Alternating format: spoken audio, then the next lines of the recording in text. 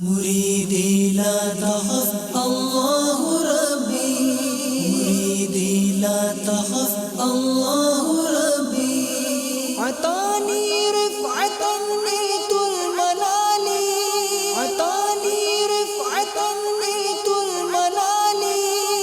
مريدي لا تخف الله ربي، مريدي لا تخف الله ربي.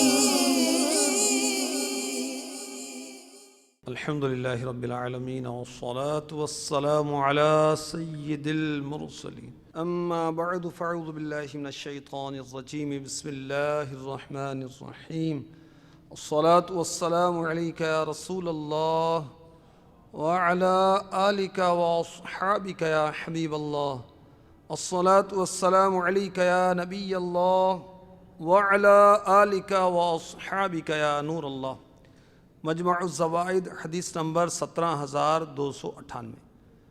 اللہ عز و جل کے محبوب دانائی غیوب منزہ عن العیوب صلی اللہ تعالی علیہ وآلہ وسلم کا ارشاد مشک بار ہے، جس نے مجھ پر 100 مرتبہ درود پاک پڑھا، اللہ تعالیٰ اس کی دونوں آنکھوں کے درمیان لکھ دیتا ہے کہ یہ نفاق اور جہنم کی آگ سے آزاد ہے، اور اسے بروز قیامت شہداء کے ساتھ رکھے گا. صلو علی الحبیب صلی اللہ تعالی علی محمد وعلی آلہ وصحبہ وبارک وسلم. فرمان مصطفیٰ صلی اللہ تعالی علیہ وسلم، نیت المؤمن خیر من عملہ، مسلمان کی نیت اس کے عمل سے بہتر ہے.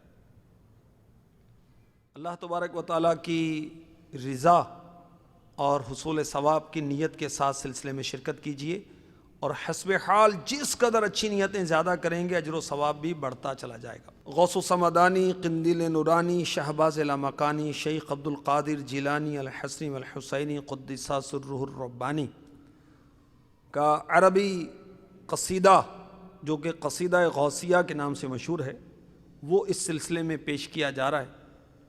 اس کا ترجمہ اور اس کی وضاحت پھر اشعار کی جاتی ہے اور مدنی پھول چنے جاتے ہیں. میرے غوث پاک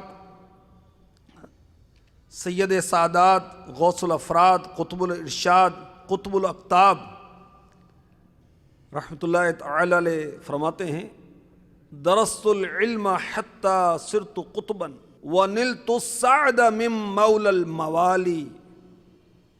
میں علم کا درس دیتا رہا یہاں تک کہ قطب ہو گیا، اور میں نے اللہ تعالی کی مدد سے سعادت کو پا لیا.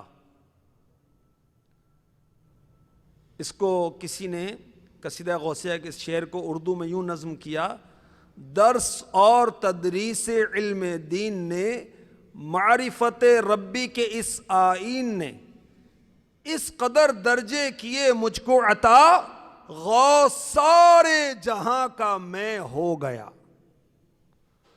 تو درجہ قطبیت پر میرے غوث پاک فائز ہوئے، اس کا ایک سبب علم بھی ہے.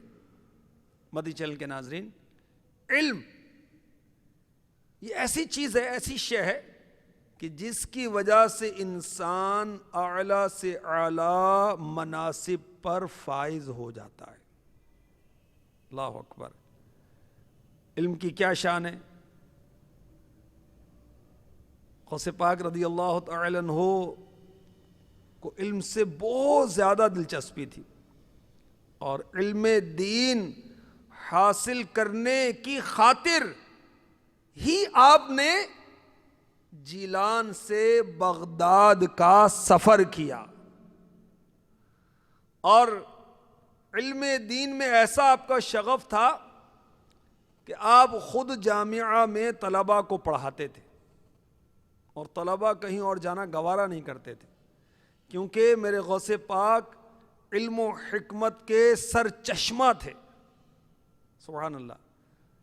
چنانچہ شیخ ابن قدامہ رحمۃ اللہ تعالی علیہ فرماتے ہیں: ہم 561 سنی ہجری میں بغداد شریف گئے تو ہم نے دیکھا کہ سیدنا شیخ عبد القادر جیلانی قدس سرہ النورانی ان میں سے ہیں جن کو وہاں پر علم، عمل اور حال و فتویٰ نویسی کی بادشاہت دی گئی تھی۔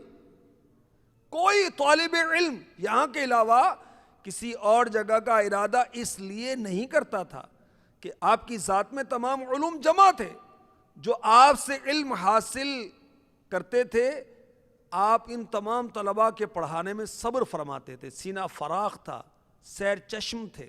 اللہ تعالیٰ نے آپ میں اوصاف جمیلہ اور احوال عزیزہ جمع فرما دیے تھے۔ امام ربانی شیخ عبد الوہاب شعرانی اور شیخ المحدثین عبد الحق محدث دہلوی اور علامہ محمد بن یحییٰ حلبی رحمۃ اللہ تعالی علیہم تحریر فرماتے ہیں کہ حضرت سیدنا شیخ عبد القادر جیلانی قدس سرہ النورانی 13 علوم میں تقریر فرمایا کرتے تھے۔ 13 علوم میں آپ بیان فرماتے تھے، سبحان اللہ۔ ایک جگہ حضرت علامہ شعرانی فرماتے ہیں حضور غوث پاک علی رحمۃ اللہ الرزاق کے مدرسہ عالیہ میں لوگ آپ سے تفسیر پڑھتے تھے، حدیث پڑھتے تھے، فقہ پڑھتے تھے، علم الکلام پڑھتے تھے۔ دوپہر سے پہلے اور بعد دونوں وقت لوگوں کو آپ تفسیر، حدیث، فقہ، کلام، اصول اور نحو پڑھاتے تھے۔ ظہر کے بعد مختلف قراتوں کے ساتھ قرآن مجید پڑھایا کرتے تھے۔ نہ کیوں کر سلطنت دونوں جہاں کی ان کو حاصل ہو، نہ کیوں کر سلطنت دونوں جہاں کی ان کو حاصل ہو، سروں پر اپنے لیتے ہیں جو تلوہ غوث اعظم کا، سروں پہ اپنے لیتے ہیں جو تلوہ غوث اعظم کا، ہمیں دونوں جہاں میں ہے سہارا غوث اعظم کا، ہمیں دونوں جہاں میں ہے سہارا غوث اعظم کا، رحمت اللہ تعالی علیہ۔ سیدی غوث اعظم علی رحمت اللہ الاکرم کتنے بڑے عالم تھے، سبحان اللہ۔ اس کی ایک اور جھلک ملاحظہ فرمائیں۔ حافظ ابو العباس احمد بن احمد بغدادی بند لجی رحمت اللہ علیہ نے صاحب بہجت الاسرار سے فرمایا کہ میں اور تمہارے والد ایک دن حضرت شیخ سید عبد القادر جیلانی رحمۃ اللہ تعالی علیہ کی مجلس میں حاضر ہوئے۔ آپ نے ایک آیت کی تفسیر میں ایک معنی بیان فرمایا، تو میں نے تمہارے والد سے کہا یہ معنی آپ جانتے ہیں؟ آپ نے فرمایا ہاں۔ پھر آپ نے ایک دوسرا معنی بیان فرمایا، تو میں نے دوبارہ تمہارے والد سے پوچھا کیا آپ اس معنی کو جانتے ہیں؟ انہوں نے فرمایا ہاں۔ پھر آپ نے ایک اور معنی فرمایا، تو میں نے تمہارے والد سے پھر پوچھا آپ اس کا معنی جانتے ہیں؟ اس کے بعد غوث پاک علی رحمت اللہ الرزاق نے 11 معنی بیان فرمائے، اور میں ہر بار تمہارے والد سے پوچھتا تھا کیا آپ ان معنی سے واقف ہیں؟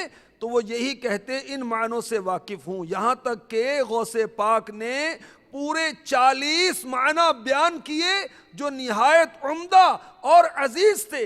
11 کے بعد ہر معنی کے بارے میں تمہارے والد کہتے تھے میں ان معنوں سے واقف نہیں ہوں۔ نہ کیوں کر سلطنت دونوں جہاں کی ان کو حاصل ہو، سروں پر اپنے لیتے ہیں جو تلوہ غوث اعظم کا، ہمیں دونوں جہاں میں ہے سہارا غوث اعظم کا۔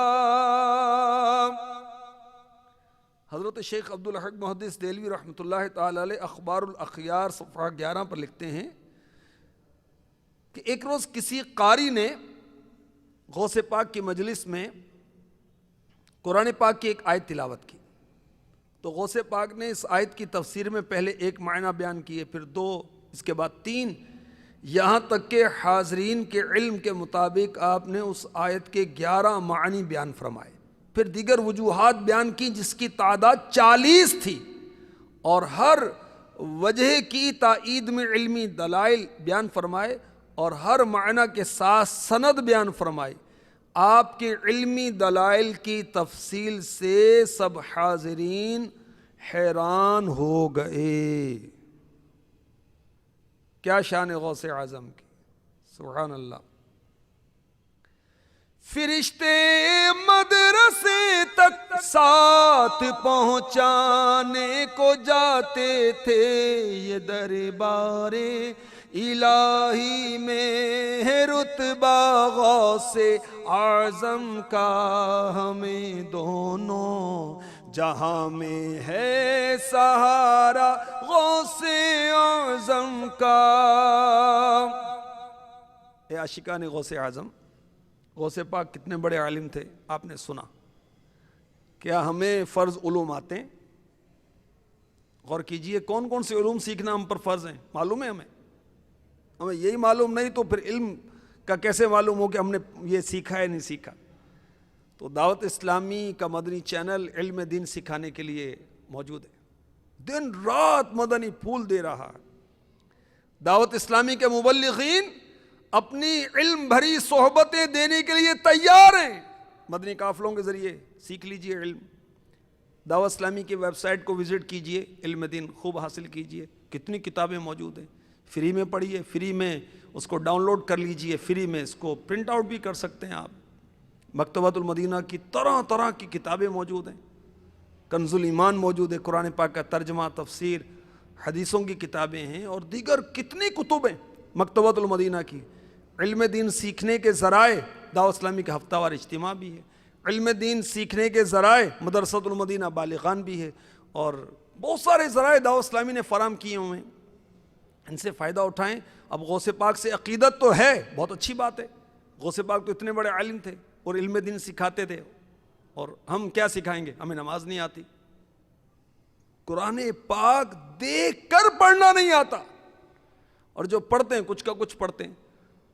حرف کو حرف سے بدل دیا جائے استغفر اللہ تو بعض دفعہ ایسا بھی ہوتا ہے کہ معنی تبدیل ہو جاتے ہیں، کچھ کے کچھ بن جاتے ہیں. اس کی بھی سود نہیں ہے کہ کیا معنی بنے اور کیا اس کا وہ مطلب ہوا. اللہ اکبر. نماز بھی بعض معاملات میں پھر باطل ہو جاتی، ختم ہو جاتی، فاسد ہو جاتی، نہیں ہوتی. تو غوث پاک کے صدقے میں کاش ہمیں بھی علم دین سیکھنا نصیب ہو جائے. آپ باپ ہیں تو باپ کی ذمہ داری ہے کہیں سیکھیں نا. بیٹے کو بیٹے کی ذمہ داری سیکھنی، شوہر کو بیوی کے حقوق کے بارے میں سیکھنے، اور عورت کو اپنے شوہر کے بارے میں سیکھنا ہے. بچوں کی تربیت کے بارے میں سیکھیں، بچے ماں باپ کا ادب و احترام سیکھیں. شریعت اسلامیہ کا کیا حکم ہے اس بارے میں. کفریہ کلمات کے بارے میں علم سیکھیے. کفریہ کلمات کے بارے میں سوال جواب کتاب پڑھیے، بحر شریعت پڑھیے، فتاوی رضویہ پڑھیے، احیاء العلوم پڑھیے، تصوف سیکھیے. اللہ ہمیں نصیب فرمائے غوث پاک کے صدقے ہم علم حاصل کرنے والے بن جائیں. غوث پاک رضی اللہ تعالی عنہ قصیدہ غوثیہ میں مزید فرماتے ہیں، رجالی فی حواجرہم صیام وفی ظلم اللیالی کاللآلی. میرے مرید موسم گرما میں روزہ رکھتے ہیں اور راتوں کی تاریکی میں عبادت کی روشنی سے موتیوں کی طرح چمکتے ہیں. کسی غوث پاک کے عاشق نے اس کو اردو میں یوں نظم کیا، میرے متبعین یعنی اتباع کرنے والے، فالوورز، میرے متبعین نیکوکار ہیں، عابد و مرتاز روزہ دار ہیں، رات کی تاریکیوں میں ذوق سے یاد کرتے ہیں خدا کو شوق سے. تو غوث پاک رضی اللہ تعالی عنہ اپنے مریدوں کی شان بیان فرما رہے ہیں.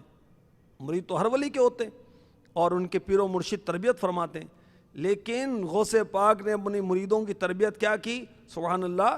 لوگ سردیوں میں روزہ رکھتے ہیں اور بہت سارے سردیوں میں بھی نہیں رکھتے، مگر غوث پاک کے مرید گرمی کے موسم میں بھی خوش دلی سے روزہ رکھتے ہیں. اور لوگ گرمی کے موسم میں بھی رات قیام نہیں کرتے، مگر غوث پاک اپنے مریدوں کی شان بیان کر رہے ہیں کہ وہ سردیوں کے موسم میں پوری رات قیام میں گزار دیتے ہیں. سبحان اللہ. تو جیسے غوث پاک افضل و اعلیٰ، تو غوث پاک کے مرید بھی دیگر پیروں کے مریدوں سے افضل و اعلیٰ.